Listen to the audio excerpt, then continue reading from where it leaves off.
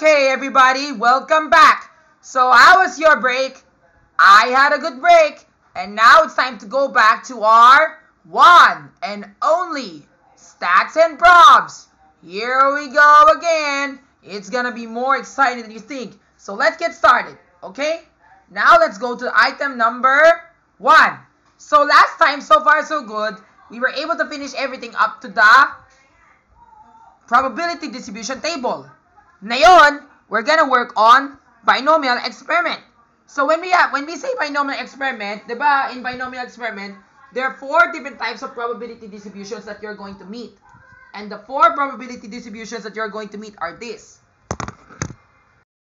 Okay, so here are the 4 probability distributions that you're going to call that. We call that the binomial, the Poisson, geometric,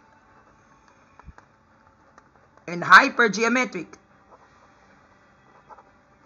Alright, so now we already have all the 4. So now let's start answering. Ready, get set, go! Alright, so let's start with number 1. It says here, Mrs. Liao enjoys playing the mooncake dice game. Ayan, naalala mo ba yung mooncake dice game? Diba, remember the mooncake dice game is the one where you roll the die and then you roll 6 dice, diba? 6 dice all at the same time. And then all of them will drop into a bowl. And then all you have to do is to see what type of prize you're going to get based on the corresponding pattern. If it matches with the prize winning criteria that you see on the script. Diba? And that happens every autumn festival of China. Like every late September to early October. Yung mga ganon. So this is how the mooncake dice game goes. Diba remember, in mooncake dice game, I'll explain to you as we go along. Para hindi tayo sa inyo oras. So letter A. Find the probability that she will get the consolation prize. Ito talaga kasi yun. Diba sa mooncake dice game, ito yung criteria sa paglalaro. Sa mooncake, ito yun. Mooncake, your goal is to collect this. Diba? Ito yung die, diba? So what do you notice in the die? This is the goal that you're going to get. Kailangan ko kunin ng 4 red dots. Because the 4s represent the lucky color for China. You know, normally, when you roll a die, the lucky number is this one. 6, diba? Pero when we're referring to mooncake dice game, the lucky number is 4. Why 4? Because that's the red number, diba? The highest red number in the game. So your goal is to obtain the most number of 4s in a die. So you have 6 pair of die, and your goal is that one of the dice should land on a 4. Tama? So now, let's do this. So letter A, let's answer the following question. Diba sabi ko dito, find the probability that she will get the consolation prize. Pero what is a consolation prize? A consolation prize comes in a mooncake dice game whenever you don't get any 4s. So ganito kasi yun. So let's say for example, when you roll a die, you get 5, 2, 3, 1, 5, 6. That is considered consolation. Wala ka nakuha what do you call this? Wala ka nakuha ng 4s. Diba? So, here's the probability for it to happen. So, for this probability distribution, we're going to use binomial. Nala mo talaga yung formula sa binomial, diba? We have NCR, which is N. What does N stand for? N stands for the number of trials that you have. And R stands for the number of items that you want to get success. Diba? And then times P raised to the R. What does P stand for? The probability of success. Times Q raised to the N minus R. Or sometimes this Q can be translated as 1 minus P. Because 1 minus P equals to Q. Which stands for the probability of failure. Tama? Kasi nga remember, no probability can be more than 1. So therefore, 1 minus the probability of success gives you the probability of failure. Like for example, diba remember, we know there's a 100% chance that when you flip a coin, you will get either heads or tails. So if you will get tails, find the probability of getting the heads. Of course, if there are 2 possible outcomes, we know that's 1/2. So 1 minus 1/2 equals 1/2. Or translating this into fraction, it will go like this. So yun, 1/2. So therefore, there's a 1/2 chance that you will get a head or 1/2 chance that you will get the tails. Alright? So now let's go to the following question. Let's plug in. So, find the consolation price. So, diba when we say consolation price, ibig sabihin, no 4s. So, therefore, out of the 6 dice, the success is the 4. So, this is the success. The success is getting the 4. So, therefore, this NCR, this is 6C0 times 1 over 6 raised to the 0th power times 5 over 6 raised to the 6th power. Tama? Because 6 minus 0 equals 6. And 1 over 6 is 5 over 6. Tama? And then when we put this into our formula, it will go like this. We know that 6C0 is equivalent to 1. Tama? And then 1 over 6 raised to the 0th power, we know any number raised to the 0th power is 1. That was 5 over 6 raised to the 6th power. That is when we need to calculate using the calculator. So, ganito kasi yun. So, therefore, this is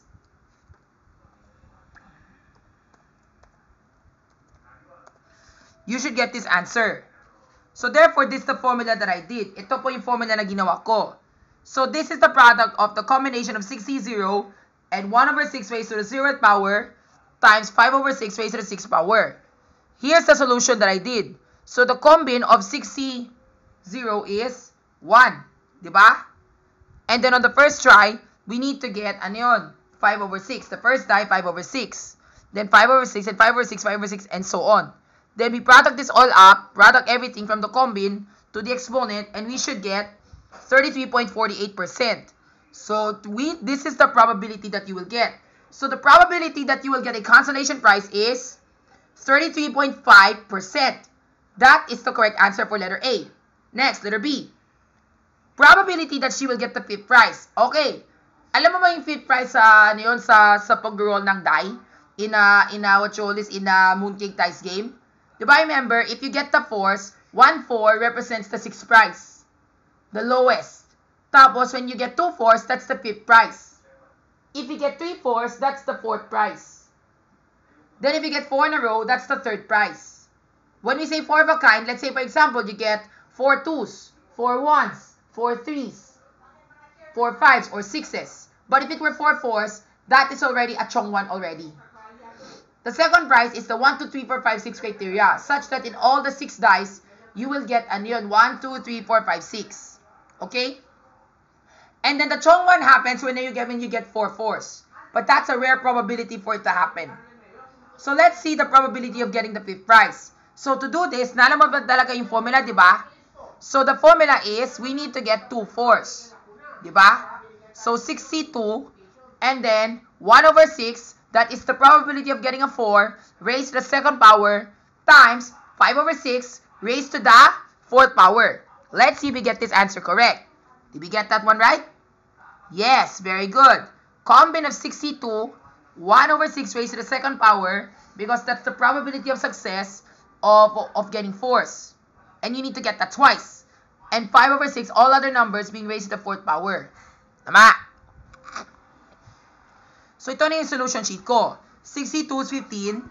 And then on your first die, you get ano yun? 1, 4. And then another 4. Then other numbers. And then you multiply them all up. So, therefore, your probability should be 20.09%. That's easy, right? That's how probability distribution table works. Now, you already know the formula. NCR stands for the number of trials that you're going to have.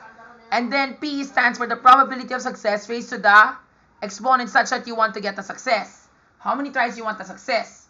And the probability of failure such that you don't get the success. Okay? Now, let's go to the third item.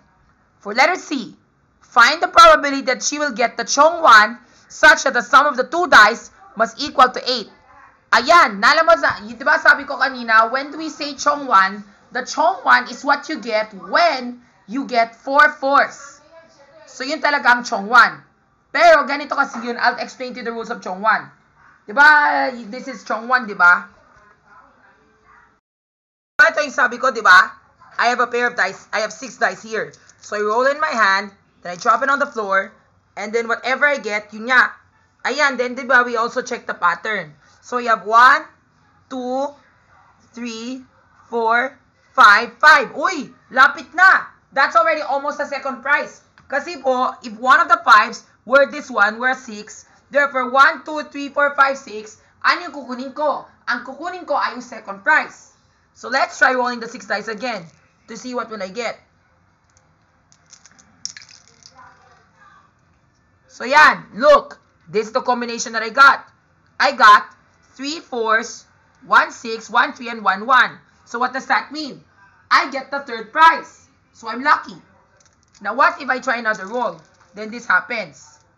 This one, if I get a pattern that looks like this, 2 2s, 2 6s, 1 5, and 1 1, therefore, no prize. It's just a consolation prize. Okay? So, now you already know how this works. So, di ba sabi ko, if you will get the chong 1, ganito kasi yun. Di ba, remember ito yung chong 1, you will get 4 4s. Ganito siya. Di ba, therefore 4s. Tapos, the remnant 2 dice, calling yung summation, that will be the highest. Let's say, for example, if someone were to get the chong 1, we need to write this down already so that we will know that someone gets the chong 1. Let's say, for example, if his chong 1 were like this, 4 4s and 2 and 5. Therefore, the summation of points is 7. Do you think this is already the time for him to win? Not yet. Kasi nga, at the end of the game, we need to verify it. How do we verify? To see if the chong 1 is higher than this one. To ensure that the chong 1 is higher, you need to get a number that is higher than this. Like for example, if it were 1 and 5, that's 6. So, 6. But the chong 1 he got is 7. So, di pa sapat. He's lower by 1 point. Or let's say for example, kung ganito, 4 4s and 2 5s. The 2 5s, when summed up together, that makes 10. Diba? 10 as in Jess. Okay? Do you think he'll be qualified to get the chong 1? Yes. That is higher. Or let's say what if one of them were another 4? That's also considered chong 1. But the summation leads to 9. Pero that is already a higher chong 1 such that if you get 5 4s, then it's either this one will become a 1, or a 2, a 3, a 5, or 6. When you have this one, kung ano yung pinakamataas, except for, that would be your higher chong 1. But what if, let's say, for example, if it were like this, that is the highest chong 1 already. Okay? Ito yung pinakamataas na chong 1. I remember recently, there was one time when I played the chong 1 before, when I played this before, I remember my chong 1 looks like this. I got 5 4s and 1 5, just like that. Pero, one contestant here got this chong 1, and then when I asked my Uncle Melcher about it, so Uncle Melcher, shout out to you po. I hope you're watching my videos. When she got that chong 1, he scolded at me telling me that this is the highest chong 1 ever. And I was expecting talaga that this chong 1, even if it were to look like this, sana dapat I would have won that elective fan. Just like this one, no? Sana dapat, oh my gosh, sana dapat manalo kong elective fan. Pero, di ako nanalo. Dahil sabi ni Uncle Melchor that this chong 1 that I got here is not that quite high. Sayang. Ano ba yan si Uncle Melchor kasi eh? Kasi nga, di ba remember, 5 4s mataas na yan. Pero 4 4s tapos may dalawang 1. This is already the least. 4 4s tapos isa mo to, that's already 2. Pero maybe siguro to some Chinese, they believe that this is the highest chong 1. I think, I'm not so sure. Kaya nga I have to get respondents on the survey. Anyway, back to the question. So now, just like what I've said, yun ang ibig sabihin ng chong 1. Diba? And then the summation of the remnant 2 dice will be the one that will sum up. Pero sabi ko dito, the probability such that she will get the chong 1, such that the summation of the dice, 2 dice must equal 8. So, diba remember, ang kailangan namin ay 8, diba? So, diba remember, there are 10 possible outcomes, diba? Of course, if she were to get that, this will be a higher chong 1. So, there's 1 1, 1 2, 1 3. Diba remember, there are 36 different possible outcomes, diba? So, 36. Pero which of the summation can lead to 8? Diba? Which of this can lead to 8? Ganito kasi yun. So, diba remember, we have 2 and 3, 2 and 6. 2 and 6 leads to 8. How about 3 and 5? 3 and 5 does lead to 8. How about 4 and 4? 4 and 4 does lead to 8 pa rin. Pero this would represent that it's the highest chong 1. Pero let's just assume lang talaga sa patas na what you call this chong 1 were not yet the highest. And then there's also, or maybe unless lang talaga they were to prove it. Then 5 and 3. And then 6 and 2. So therefore, tama, there are There are 8 different possible outcomes. There are 4 different possible outcomes. Normally, it's supposed to be 5 out of 36. Pero that's supposed to be only 4. So, ganito yung kasi yung formula. Okay? So, diba remember, this is, ano yun, combination of 4C4. 4C4 such that, ano yun, the rest are all chong 1. And then, this is, ano yun, 1/6. This is, ano yun, 4, 4, 4, and 4. Then, the last two will be the, ano yun, will be the last number, which is 5/6. Either any other number except 4. And then 1/6, the matching number. Ah, gets ko na. Kasi nga, diba remember this one, if the 5 were there. So, dapat that's supposed to be, ano yun, 5/36. And then, when we product this up all together, this should reach up to the probability of getting 0.011%. That is the probability of getting the chong 1 such that you have, ano yun. Pero this one, this includes of the 2 fourths. That this is the sum of 8. Pero that's alright. Kasi nga, I will accept that answer. Okay? Next, letter D. Sabi ko dito sa letter D, probability that she will get the third prize or higher. Diba, remember we say third prize? Anong ibig sabihin ng third prize? The third prize when you get the 3/4. And then, diba, remember you get, ano to? Any other number. The second, diba? That is the third prize or higher. The second one is the 1, 2, 3, 4, 5, 6. And then the first prize when you get 4/4. So this is my solution sheet. Ganito kasi yun. So this one is getting 4s. Let's say for example, this one, the ano yun, the 4 of a kind. So this one, it's going to be this product, the combination of 6C, ano yun.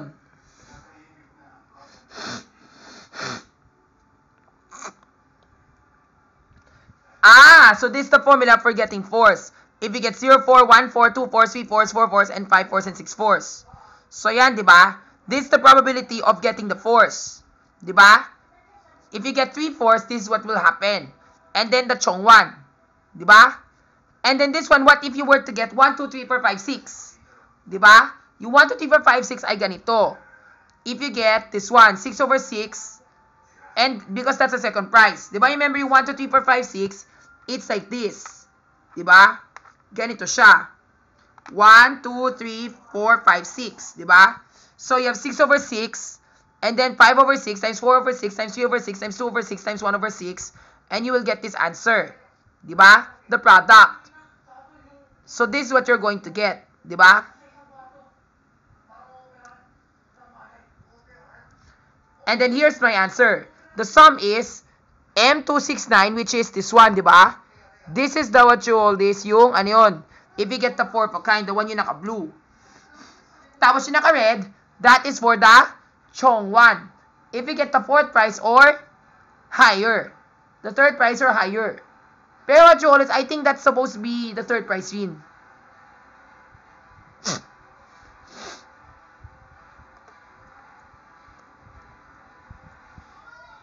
So dapat this should be the correct answer. 7.77%.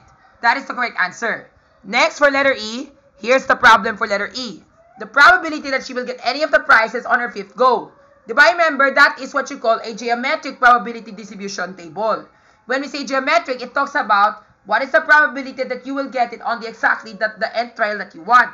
Like on her 5th go. So, for the first 4 trials, ibig sabihin, hindi siya makukuha ng prize. Pero she will get her prize on the 5th go and so on. Diba? 5th, 6th, 7th, and so on. Diba? So, here's how the probability will go. Diba, remember yung formula sa geometric probability distribution table is always the Q raised to the n-1 times P. Diba? Let's say, for example, you want to get a 5th for on the 4th trial. So, therefore, 5/6 times 5/6 times 5/6 times 1/6. Diba? This 5/6 is the Q. So, 5/6 raised to the 3 because you want to get it on the 4th trial. So, 4 minus 1, which is 3. And then 1/6 raised to the first power. Tama? Which is on the 4th trial itself. Tama? So, that is for geometric probability distribution table. So, now let's find the probability that she will get any of the prizes on her 5th go. Do you still remember what are the prizes that I told you about? Yes, di ba? So, ganito kasi yun. So, di ba remember, the getting of the force, for this one, this is ano yun?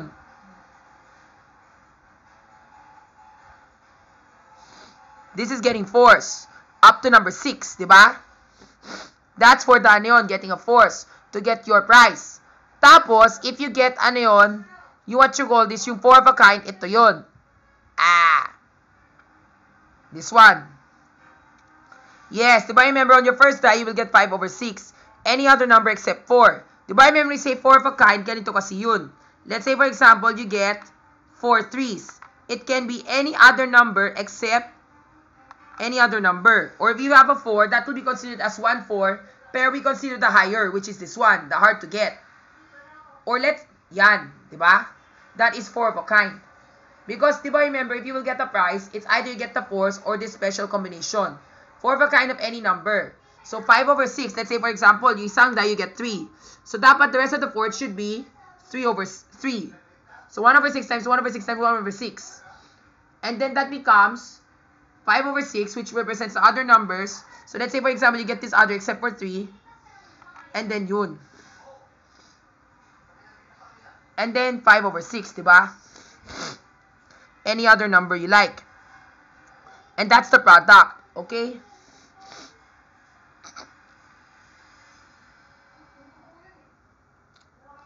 And then the triplets, let's say for example, if you get triplets, ayan, di ba remember that's the one, di ba?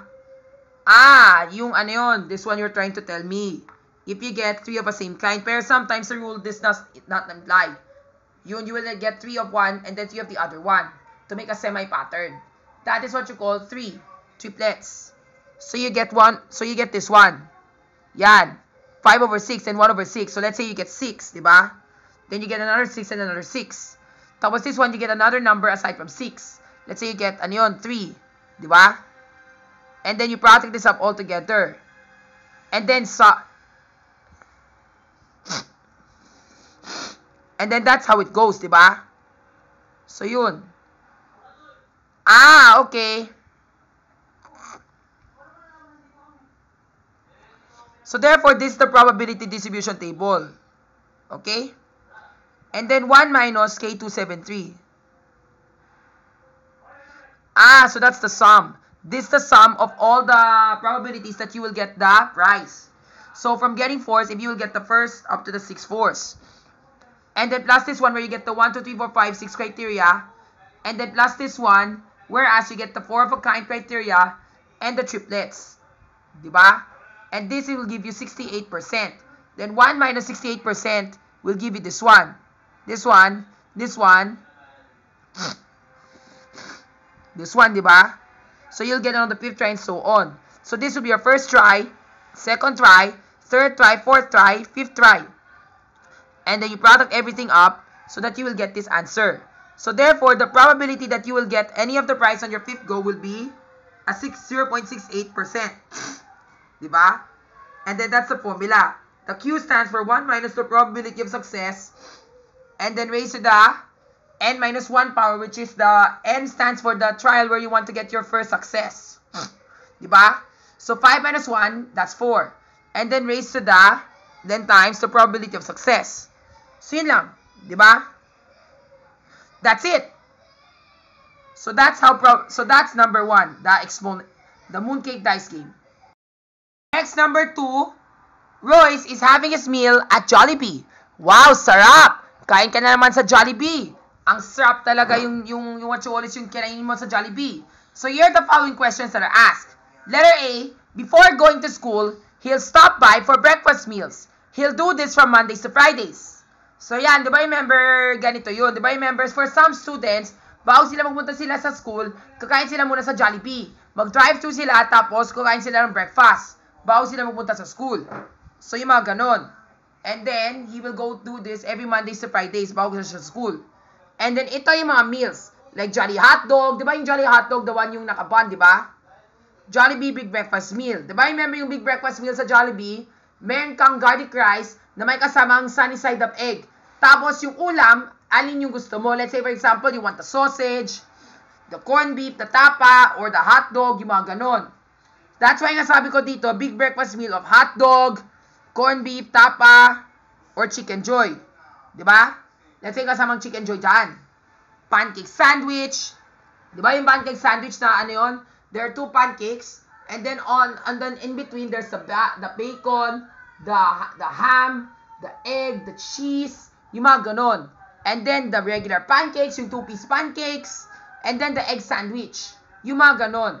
So those are the different types of breakfast meals. But I'm not so sure if this is really true. Pero I'm just assuming lang talaga those are the selected items. Pero when you go to the real Jollibee, there are lots of things that you will order there. Okay? So now let's answer the following questions. Letter A.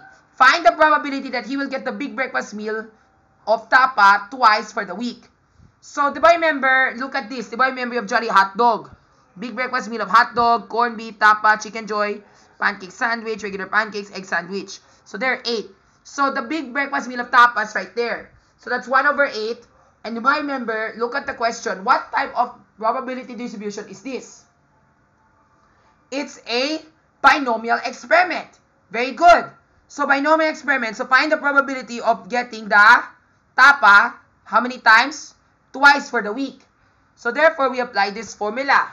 NCR, diba, that's 5C2. 5 days, Mondays to Fridays. But 2 of those days, you will get the Jollibee tapa. Okay? So, here's how the formula goes. Mabilis lang yun. Diba?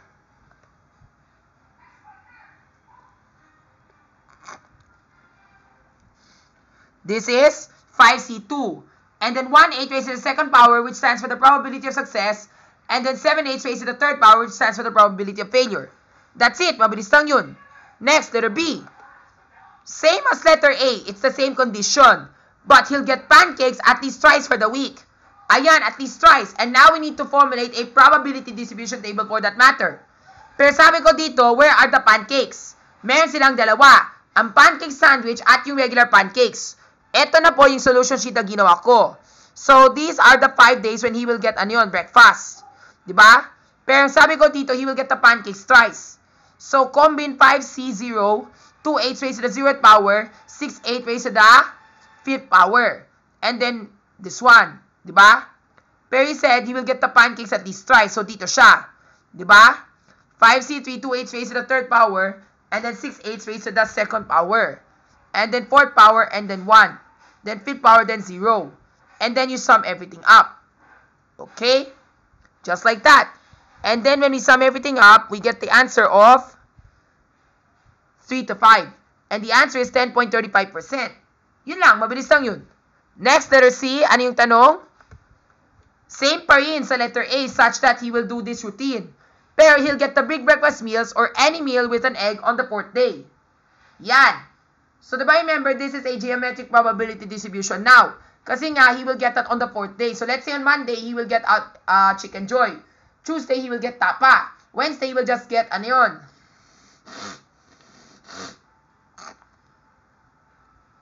Ano to? Jolly hot dog. And then Thursday, yun nga, he will get the egg. Kaya nga, what is the big breakfast meal or any meal with an egg? So, the big breakfast meals are hot dog, corned beef, tapa, and chicken joy. Tapos, ano yung meal na may, ano yun, may itlog? Pancake sandwich and egg sandwich. Diba? So, 6. So, therefore, this is the probability distribution that I formulated. Alright?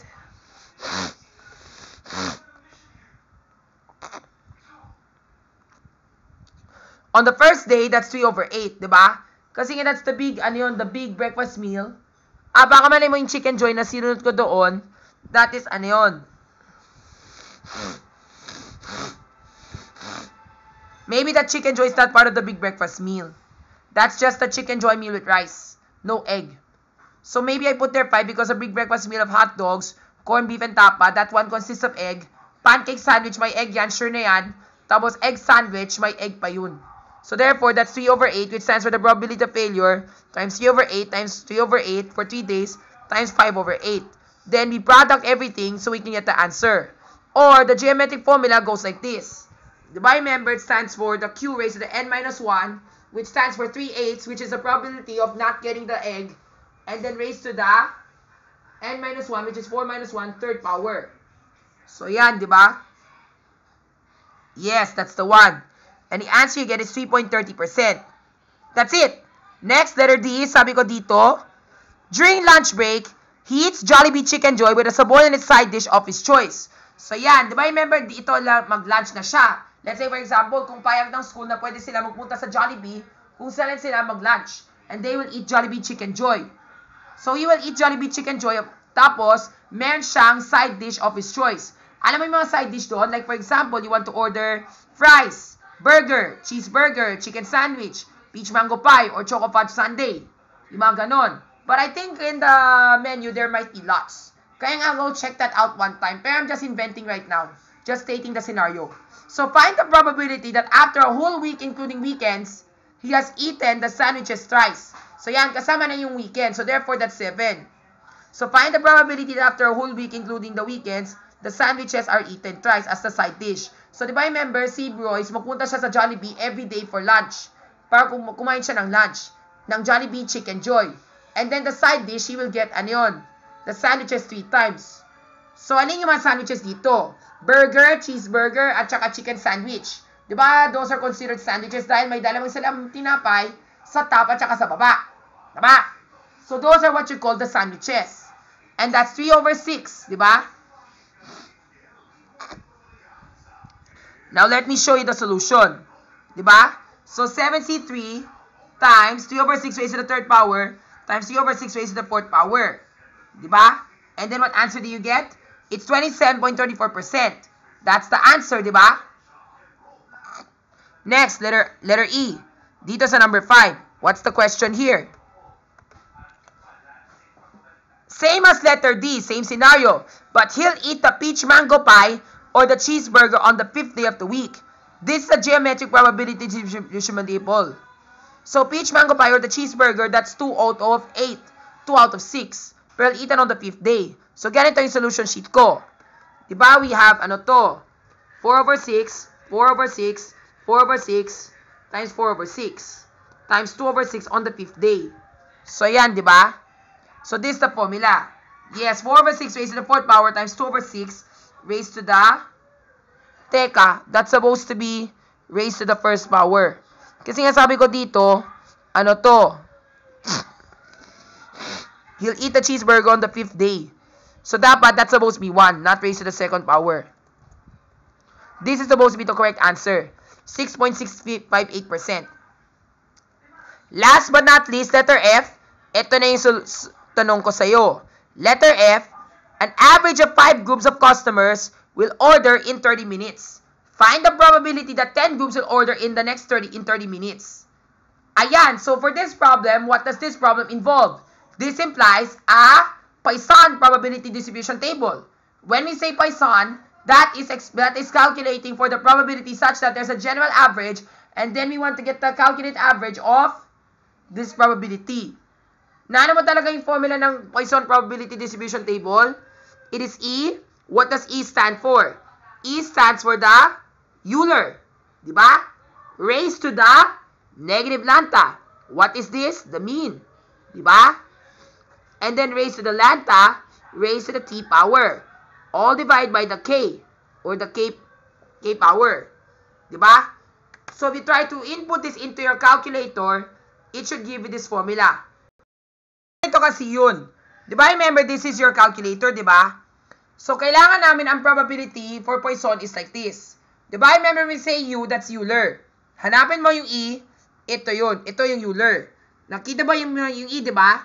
Tapos, all you have to do is to put the negative lambda. Diba? What is the mean of the exponent? Let's say, for example, an average of 5 groups of customers will order in 30 minutes. Find the probability that 10 groups will order in 30 minutes. So, the average, that is your lambda. So, that will be raised to the negative 5. Diba? And then times 5 raised to the K, which is the number of, ano yun, the probability that we want, which is 10, di ba? So, 5 raised to the 10 power. Then, divide by 10 factorial. Tama? So, it should be like this. 0.18132. And then, multiply that by 100, you get 1.81%. Now, we are to do this on Microsoft Excel. Para what you want, if you don't need to do the Euler's formula, it will go like this. the formula is to type there Poisson.dist. Diba? It will give you the Poisson distribution table of the number. Then when you reach here, ganito kasi yun. First, you need to type your x. What is the x? The x stands for the one you want to find, the probability that you will find. Let's say, for example, we want to get the expected, we want to see how many if it were 10. So, x is 10. And then, the mean that is stand for the lanta, the expected average, which is 5. And the cumulative, that means it's either true or false. If you say false, ibig sabihin you want the exact amount only. Just the exact only. Pero if you say true, ibig sabihin you want the cumulative, such that it will go from higher or lower. Later, I'll explain to you what does that mean. But because we want the exact, so therefore we type false. At ito na yung sagot namin. So therefore, the probability of having 10 customers, groups of customers, in 30 minutes of Jollibee is 1.81%.